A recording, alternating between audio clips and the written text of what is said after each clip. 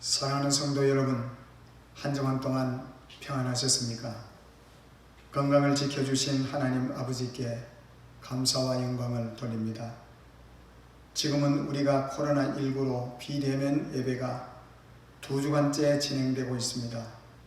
우리는 이 기간을 생각하면서 하나님의 뜻이 반드시 있을 것이라 생각하지만 때로는 답답하고 힘들었습니다. 이런 때에 우리의 신앙을 다시 점검하는 시간이 되어지기를 바랍니다. 오늘 성경 말씀은 마태복음 7장 24절에서 27절의 말씀을 읽겠습니다. 24절입니다. 그러므로 누구든지 나의 이 말을 듣고 행하는 자는 그 집을 반석 위에 지은 지혜로운 사람 같으리니 비가 내리고 창수가 나고 바람이 불어 그 집에 부딪히되 무너지지 아니하나니 이는 주추를 반석 위에 놓은 까닭이요 나의 이 말을 듣고 행하지 아니하는 자는 그 집을 모래 위에 지은 어리석은 사람 같으리니 비가 내리고 창수가 나고 바람이 불어 그 집에 부딪힘에 무너져 그 무너짐이 심하니라. 아멘. 요즘 우리가 뉴스를 보면 절반 이상이 코로나 사태에 대한 이야기들입니다. 이미 전 세계로 확산되어 큰 영향을 주고 있는 이러한 상황이 그냥 일어난 일들이라기는 너무 우리가 생각하기 어렵습니다. 여기는 반드시 말씀과 메시지가 있다고 보며 크게 역사하시는 하나님의 주권적인 개입이 있습니다. 코로나는 앞으로 올 일에 대한 어떻게 대처해야 할 것을 말씀해 주고 있습니다. 우리가 코로나 사태를 보면서 하나님께서 우리에게 뭐라고 말씀하시는지 귀 기울여 경청하는 시간이 되기를 바랍니다. 우리는 이러한 사태를 보면서 요한계시록 6장 말씀이 생각납니다. 우리는 거기에 7 인봉에 대한 말씀이 나옵니다.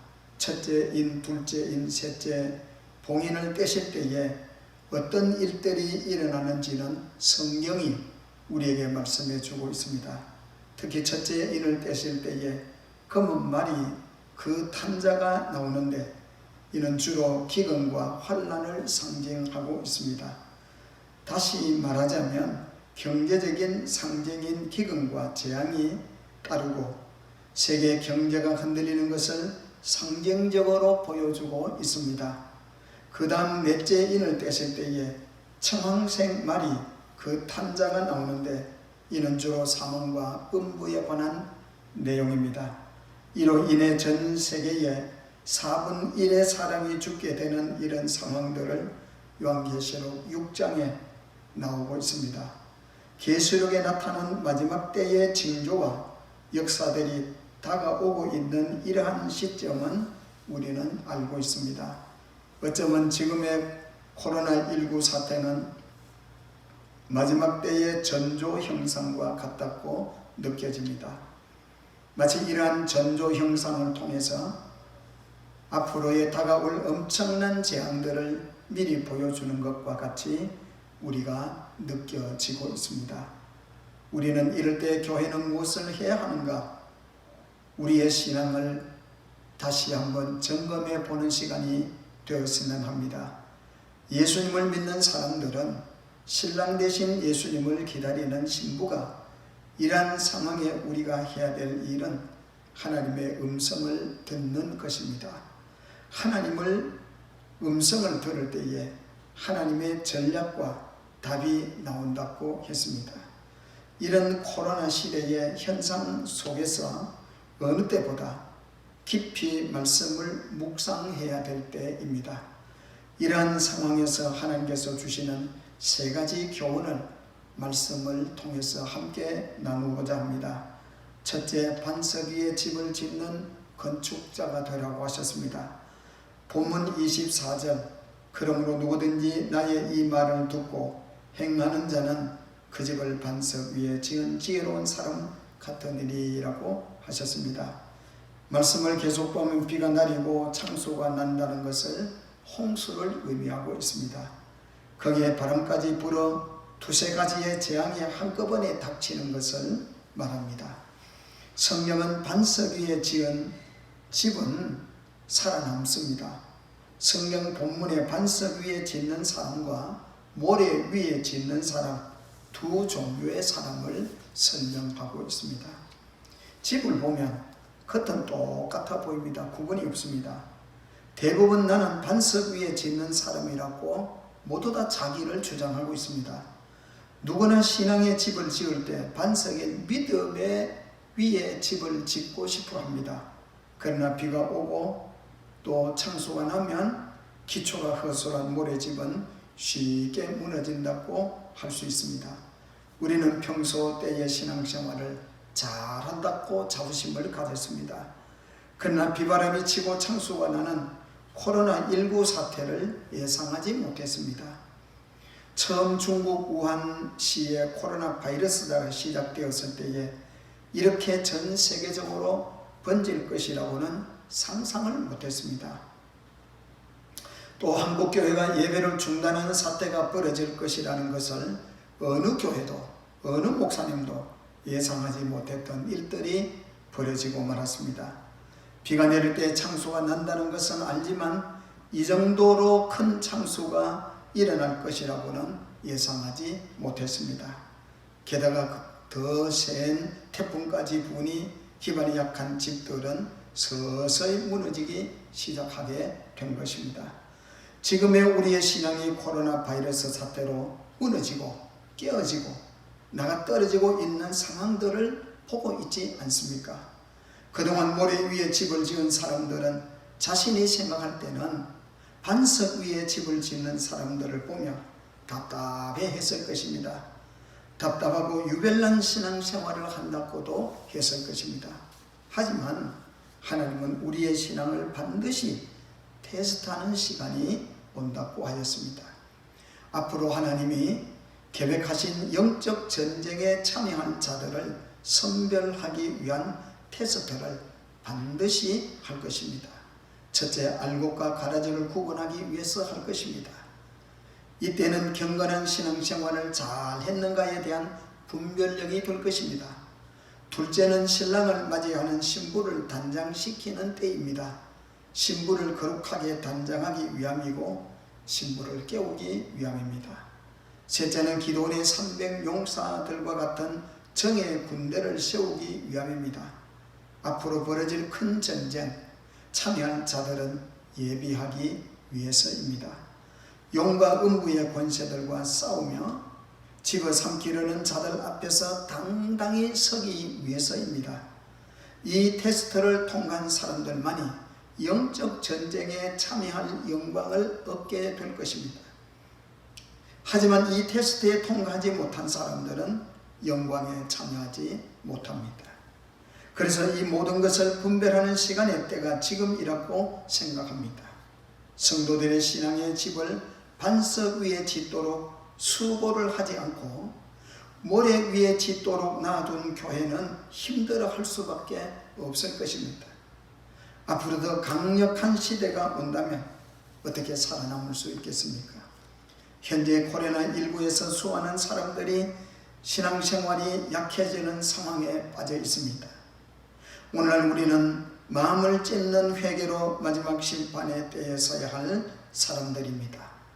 신부로 거듭나고 용사로 바로 서고 반석 위에 집을 짓는 좁은 길을 선택하는 성도들이 되기를 축원합니다. 둘째, 영광의 예배자가 되어야 합니다.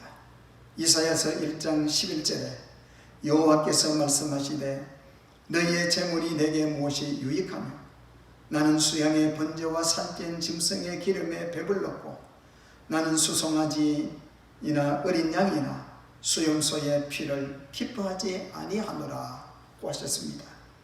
오늘 많은 교회들이 예배를 드리고 나올 때 기쁜 것이 아니라 종종 무거운 마음을 가지고 나오는 성도들이 있습니다. 세계 어느 나라를 가도 우리나라만큼 예배가 많은 나라는 없습니다. 우리는 세계 어느 나라에서도 찾아보기 힘든 예배가 많은 나라에 살고 있습니다. 우리 성도들에게 담대한 믿음은 우리의 예배를 하나님이 받으셨기 때문입니다. 우리가 드린 예배를 하나님이 받아주신다는 믿음으로 모든 성도들이 지금까지 신앙생활해 왔습니다. 그래서 한국교회는 그동안 모든 것을 예배에 목숨을 걸었습니다. 이러한 믿음은 우리뿐만 아니라 본문 이사야 선지자에게도 마찬가지였습니다. 이사야가 선지자로 활동하던 그 시대도 번제가 아주 많은 시대였습니다. 밤낮 없이 끊임없는 번제가 올라가는 시기였습니다. 근데 하나님은 이사야에게 그동안 너희가 드린 헛된 제물이 지겹고 싫으며 마당만 밟고 있다고 하셨습니다. 코로나19로 우리의 예배가 멈춘 것에 대해서 더 깊이 생각해 보아야 할 것입니다. 마치 하나님의 임재가 없는 종교적 행위로만 들어졌던 우리의 예배를 멈추게 하신 것이 아닌가 생각해 봅니다. 하나님은 이스라엘 백성들의 참으로 드리는 예배를 원하셨습니다. 형식적으로 드리는 짐승을 태운 연기에 배불렀다고 하셨습니다. 이스라엘 백성들이 성전 마당만 밟고 제물을 드리는 것을 기뻐하지 아니하셨습니다. 그동안 그들이 너무 형식적이고 헛된 예배를 드리지 않았는가 생각합니다. 하나님의 영광에 합당한 예배를 해야 하는데 우리는 진정한 예배와 임재를 잃어버리고 종교적 습관과 행위에 따라 드려지는 그런 예배였습니다. 하나님은 지금 우리나라에는 예배의 홍수 속에 살고 있으면서 진정한 예배자를 찾고 계십니다. 헛된 예배가 아닌 영과 진리로 예배드리는 사람들을 찾고 계십니다. 우리는 코로나19 사태 이후에 한국교회는 형식적으로 예배하는 것을 멈추고 진정한 하나님의 임재를 갈망하는 예배로 탈바꿈해야 할 것입니다.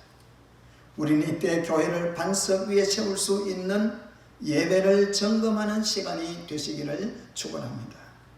셋째, 새 포도주는 새 부대에 담아야 합니다. 마태복음 9장 17절에 새 포도주를 낡은 가죽 부대에 넣지 아니하나니 그렇게 하면 부대가 터져 포도주도 쏟아지고 부대도 버리게 됨이라. 새 포도주는 새 부대에 넣어야 둘이 다 보존되느니라고 하셨습니다. 요한의 제자들은 예수님께 우리와 바리새인들은 금식하는데 어찌 당신의 제자들은 금식하지 않느냐고 물었습니다. 요한은 제자들과 바리새인들의 기도하고 금식했던 모습들과는 겉모습은 같았습니다. 그러나 속 내용은 달랐습니다. 바리새인들은 외식하는 자들이었으나 요한의 제자들은 실제로 기도와 금식을 했던 사람들입니다. 경건한 유대인들의 기도 제목은 바로 다시 오실 메시아와 이스라엘의 회복과 이스라엘의 위로를 위하여 기도를 하였습니다. 그런데 요한의 제자들은 기도의 응답으로 메시아가 왔음에도 불구하고 여전히 구약의 전통에 따라 금식하고 기도하면서 신랑을 기다렸습니다. 예수님은 신랑이 함께 할 때 슬퍼할 필요가 없다고 하셨습니다. 신랑이 빼앗길 때에는 금식하며 슬퍼해야 할 때가 온다고 하셨습니다. 그때 예수님은 새 포도주는 새 부대에 담아야 한다고 말씀하셨습니다. 이 말씀은 예수님께서 지금 새 포도주로 와 계시는 신약시대를 말씀하고 있습니다. 새 포도주는 메시아를 전해주신 예수님을 담을 신약시대의 교회를 말씀하고 있습니다. 하지만 요한의 제자들은 새 포도주를 담아낼 그릇이 아니었습니다. 지금 한국교회의 모습은 이 시대에 일하는 새 포도주를 담아내지 못하고 있습니다. 여전히 전통이라는 것에 매여 습관에 따라 예배를 드렸습니다. 새 포도주를 담지 못하는 예배, 새 포도주를 담지 못하는 기도의 문제가 우리의 문제입니다. 한국교회는 그동안 얼마나 영과 진리로 예배하였는가를 생각해 보십시다. 우리는 세계 어느 나라보다 더 열심인지가 아니라 한국교회는 성령의 임재를 기다리며 예배를 드렸는가를 점검해 보아야 합니다. 우리는 하나님이 비대면으로 모이지 못하게 하는 이유에 대하여 분명히 각 교회들마다 던지는 메시지가 있을 것입니다. 앞으로 다가올 교회에 엄청난 일들이 일어나면 어떻게 우리가 이겨낼 수 있겠습니까? 그러나 깨닫지 못하면 코로나19 사태 이후에 어떤 모습으로 돌아가야 되는가를 생각해야 될 줄 믿습니다. 새 부대로 변화되지 않고는 새 포도주를 담아내지 못합니다. 앞으로 다가올 환난과 다가올 전쟁에 우리는 준비하지 못하면 승리하지 못할 것입니다. 예배는 어떤 특정한 교회만이 하는 것이 아닙니다. 자기들끼리 모여서 예배 드렸다고 만족할 것도 아닙니다. 사랑하는 성도 여러분, 이 사태를 통해 지금 모이는 교회와 흩어져 가정에서 드리는 예배가 동시에 드리는 예배로 우리는 멈춰지지 않아야 할 것입니다. 우리는 다시 거듭나면 새로운 시대에 하나님께서 하실 사역을 감당하는 교회로 세워질 준비를 해야 됩니다.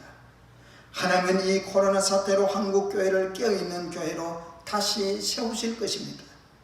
우리를 위하여 역사하시는 하나님의 손길이 지금도 멈추지 않고 있기 때문입니다. 우리는 그동안 예배당 중심의 예배만 진행되어 왔습니다. 사역도 예배당 중심이었습니다. 예배당을 벗어나면 사역도 말씀 보는 것도 현저하게 없어졌습니다. 우리는 비대면 예배가 되니 예배당 중심과 교회 중심이 흔들리고 있습니다. 신앙은 반드시 하나님 중심이 되어야 합니다. 교회 중심이 되어야 됩니다. 말씀 중심이 되어야 합니다. 그러나 이제 우리는 하나님이 원하시는 새 역사 속에 새 포도주를 담아 반석 위에 집을 짓고 새 부대에 담는 하나님이 기뻐하시는 예배 모습 교회가 되어지기를 주님의 이름으로 축원합니다. 기도하겠습니다. 거룩하신 아버지 하나님, 우리는 코로나19 사태로 비대면 예배로 벌써 2주간째 접어들고 있습니다. 우리는 집에서 예배를 드리면서 혹 예배를 게을리하거나 혹 예배를 시시하게 생각하거나 그러지 않게 하여 주시고, 살아계신 하나님, 영과 진리로 받으시는 그 하나님 앞에 예배 드리는 자들이 되게 하여 주시고, 마지막 시대에 용사로 뽑혀지고 신부로 뽑혀지고 하나님 그리하여 하나님의 나라를 세워갈 때에 하나님 새 포도주를 새 부대에 담는 준비를 할 수 있는 성도들이 되게 하여 주옵소서. 예수님 이름으로 기도하옵나이다. 아멘.